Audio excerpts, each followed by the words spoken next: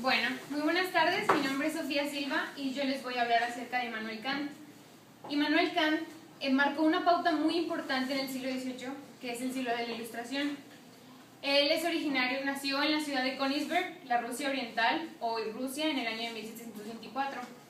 En la filosofía, por lo general, encontramos aquellas personalidades que cambiaron y revolucionaron la manera de pensar de sociedades enteras, como Aristóteles, Platón, Sócrates. Pero, por otro lado, tenemos a Immanuel Kant. Immanuel Kant vivió una vida normal, no tiene nada de raro. Él nunca se movió, nunca se cambió de casa, siempre vivió en el mismo lugar, era modesto, era perfeccionista, era muy ordenado. De hecho, dicen que era tan ordenado con sus horarios que cuando salía a pasear, todos cambiaban la hora de su reloj. Es curioso, ¿no?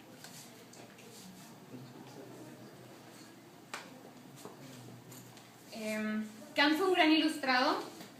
Se preguntaba realmente qué era lo que significaba ser parte de la Ilustración, lo que lo orilló a decir que el lema principal de la Ilustración era atrévete a saber, es decir, la necesidad personal de conocer, de comprender, de entender el mundo que nos rodea. Es curioso, pero en 2 ocasiones se intentó casar y a último momento desistió.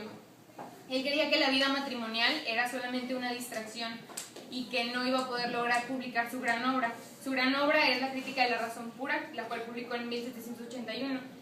Creyó que iba a durar solamente 11 meses en realizarla, en completarla, pero le llevó 11 años.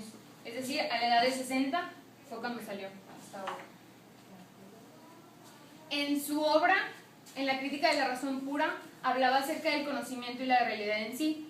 Él decía que el conocimiento es aquel que adquirimos por medio de los sentidos, pero a la vez se encuentra como parte de nuestra estructura humana, es decir, como esas compensaciones entre el mundo que nos rodea y lo que somos interiormente. Y habló de la realidad en sí. La realidad en sí, decía Kant, que era algo que era imposible conocer para los seres humanos, y lo dividió en noumeno y fenómeno. El noumeno es la cosa en sí, es decir, aquello que no podemos ver, no podemos tocar, no podemos sentir. Por ejemplo, la libertad. La libertad no necesitamos que nos la comprueben para saber que existe, que está ahí. Por el contrario, el fenómeno es aquello que sirve como objeto de estudio científico, es aquello que podemos comprobar por el método científico, que existe.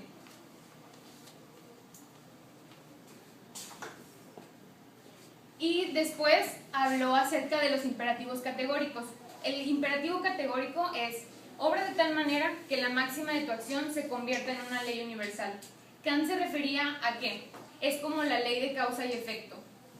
Muchos buscan concientizar al planeta, pero ¿realmente estoy siendo consciente yo mismo? Es empezar desde el interior para poder externar ese cambio. Finalmente, Kant se dedicó a estudiar el conocimiento y cómo es que el mundo externo está influyendo en nosotros.